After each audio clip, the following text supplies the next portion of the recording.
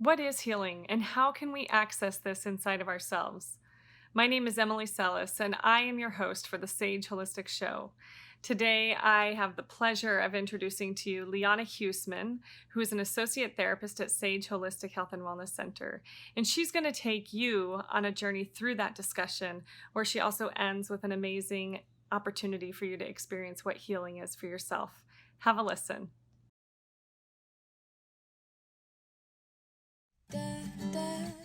S.A.G.E is a 501c3 nonprofit organization building community by providing education and counseling about physical, mental, and spiritual well-being. We encourage all of our listeners to find their own path to what holistic wellness means to you.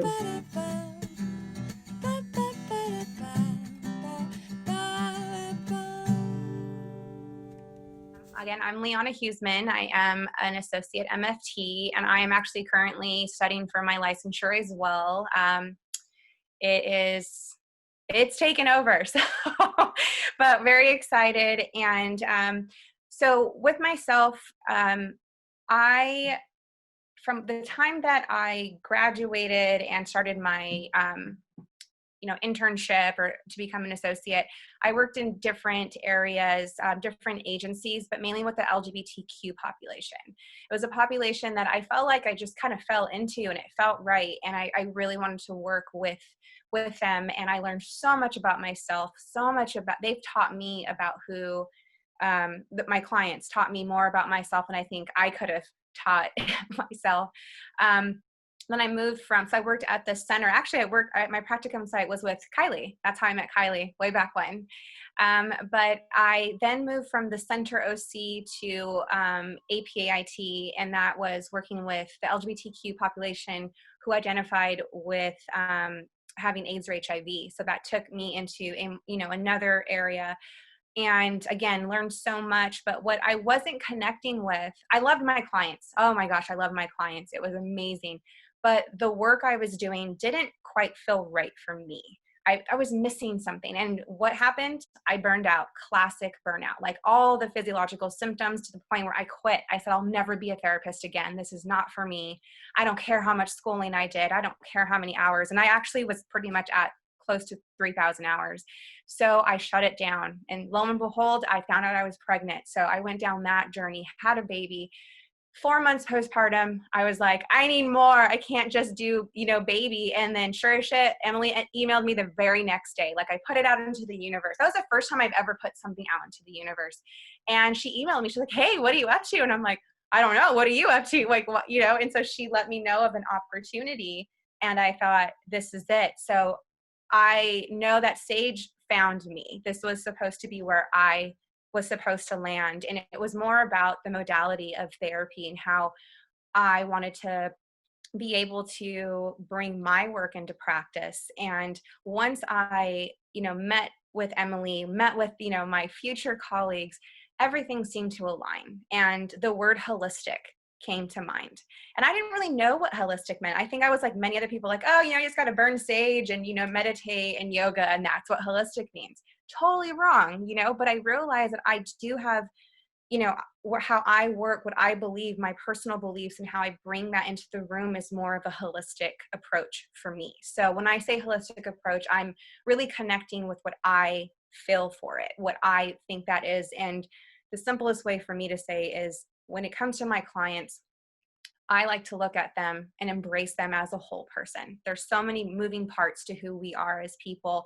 And I feel like that gets lost in some of the modalities that we use and or the agencies that we're working for. And I get it. There's a good reason for it, right? We're county funded. There's a lot of boxes and checklists, but that just wasn't for me. So when I was able to embrace who I was here and work with my clients person to person, right? Sit them down, connect with them, become that person to hold space for them, is really where I flourish as a therapist. And what I'm realizing in my current work is healing. The word healing always comes to mind. Not just working with symptomology, not just working with what's the presenting issue, what's going on this week, but grounding my clients, helping them to be in the room, to be present, to feel who they are, feel what it is to be their whole self, right?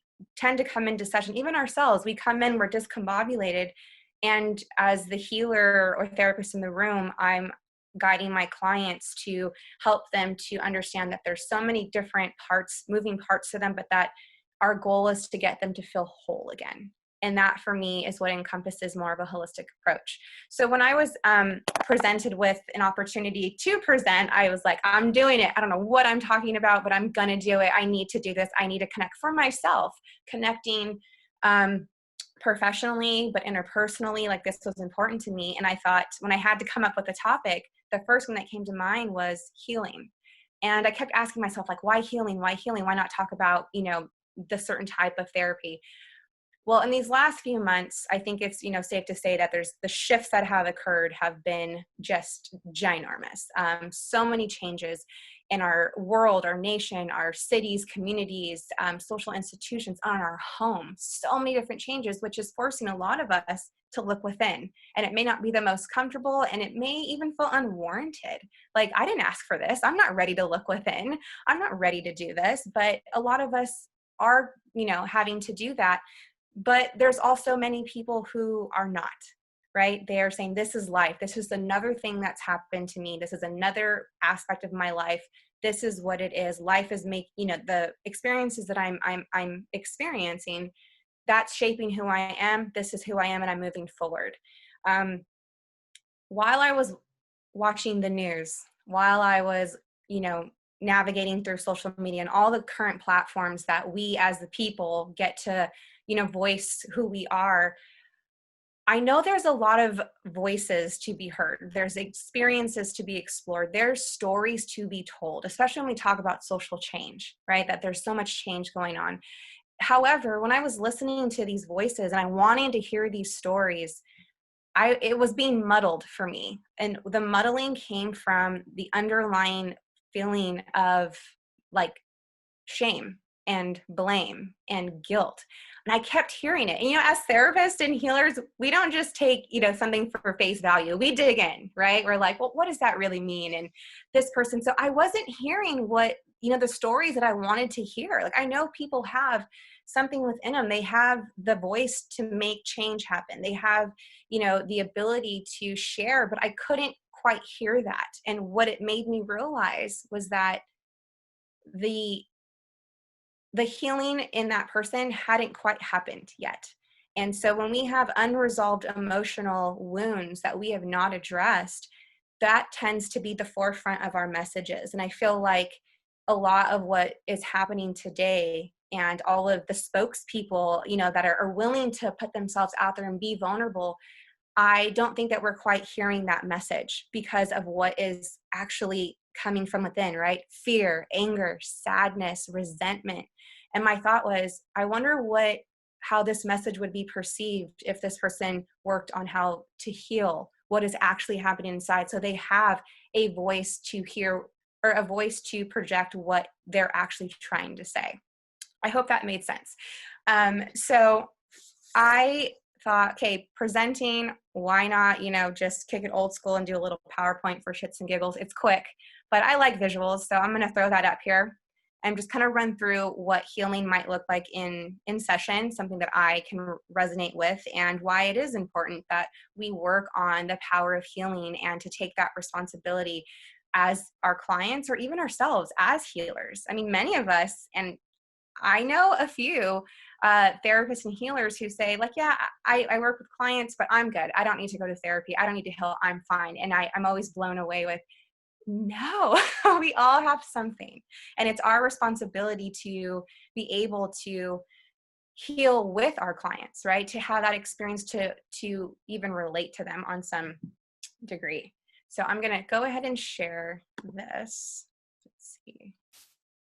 This is something I do want to actually ask you and think about this as we're moving through. But when I think about healing looks different to each individual, and each individual has the power to define and create meaning on their healing journey.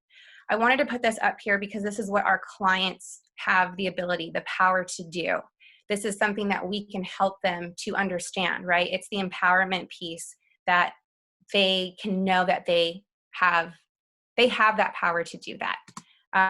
However, sometimes we have a fallacy of what healing is. And this is something that I have taken, being an observer of what is going on. Many individuals perceive the power of healing as a nearly impossible experience, or one that requires unattainable measures of vulnerability. I think many people actually steer clear of trying to heal because they feel like healing is just like this end all be all. It's too much. I can't do it. I don't even know where to start.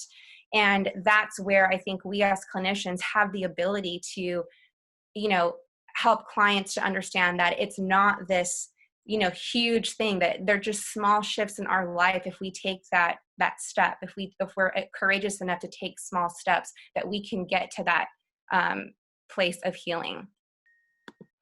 Healing patterns. This is where I just want to engage you in knowing that healing is, or when we have patterns, as in thought, we have a thought which creates an emotion, which creates a behavior. When repeated, it's a pattern. However, we can bring into the room of unlearning patterns, which is what? We can create a new thought, which creates new emotion, which creates a new behavior. When repeated, it equates to a new and healthier pattern. It's as simple as that. That's what we can let our clients know, that that is considered healing. How can we assist the healing process? As a therapist and healer, we're able to guide our clients into a safe space to gently introduce the concept of healing and encourage self-empowerment. So I want to ask you all again, how do you invite healing into a session? Just take a quick, 5 seconds to think about that. How do you invite it? Do you have an open conversation? Do you let the client bring it up? Is it even a focus in your work? So I call this holistic approach, but I have respect for all modalities in the therapeutic room, and whatever works for you and your client is phenomenal. But just to give you a little insight of what I do in work here is I acknowledge the client as a whole person. And this is something that I mentioned prior, that if we only focus on the symptomology and the diagnosis of the client, we can take away from that connection, the bonding, hearing the client. This is where we create safety. 2, validate the client's experience.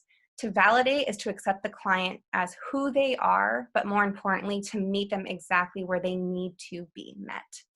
3, explore and process. This allows the client to hear their voice, or actually to use their voice, but more importantly, so they can hear their voice. They need to be able to know what they're actually saying and what underlying messages are there for them. And this is where you would introduce the concept of healing. 4, client to define healing. This is where the client has the opportunity to invite healing into their journey. 5, client to assign meaning. This is the most important for me. This is where the client gives themselves permission to step into that healing journey and to connect with their body, their soul, their inner child, their heart. Thus, moving into 6, this sets the foundation of the therapeutic process. So no matter what the client brings to the room, into the session, this is where we can help the client stay focused on their end goal, which is healing from all of their wounds and anything that happens. So why is this important? It's the end game. We want to assist our clients to repair, not repeat, to decrease emotional reactivity and increase emotional intelligence and self-awareness. So I just wanted to share that with you, just, a bit of insight on what that looks like in the room, but more importantly to remind everyone what sometimes we forget, even as therapists, like we work on what the presenting issues are, which is clinically, competent. We need to do that, but also reminding the client, not reminding, but encouraging the client to define what healing looks like for them. I think sometimes we think we know, and it's like, why wouldn't you want to heal? But to encourage a client that they have the power within them. They have the power. They have a voice that needs to be heard. They have a story that should be told. And in order to express, that genuine, authentic, organic side to them, we have to tackle what is most important, and it's that healing property.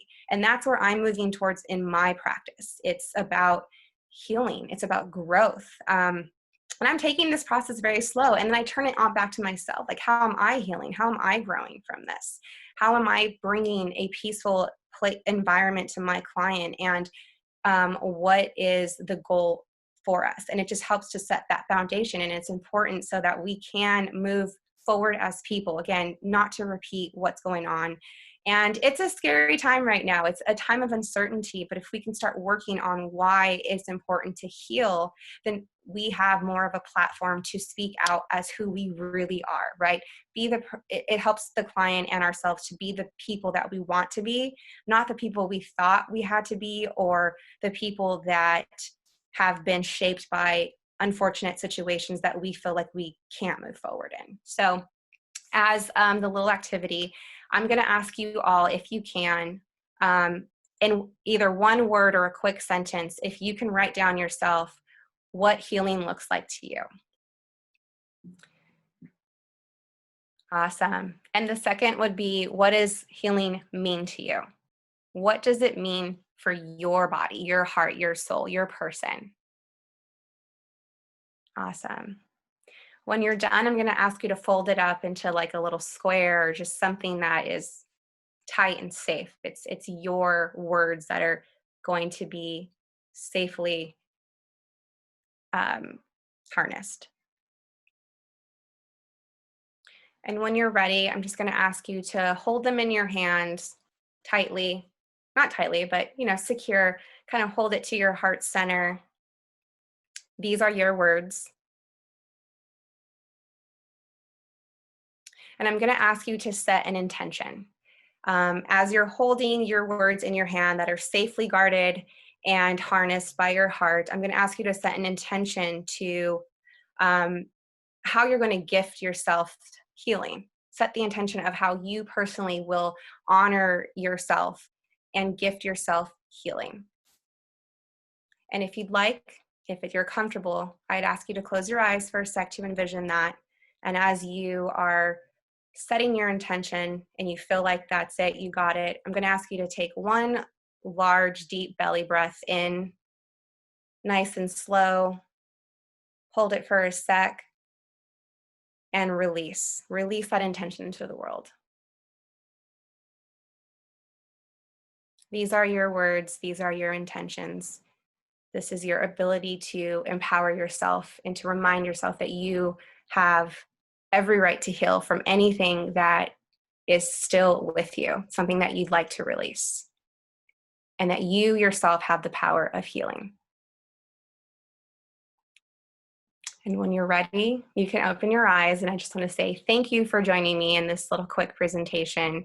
There's so much more to go and talk about. I think one of the biggest hurdles for myself as a therapist is to learn how to take all of what I want to say and put it right here.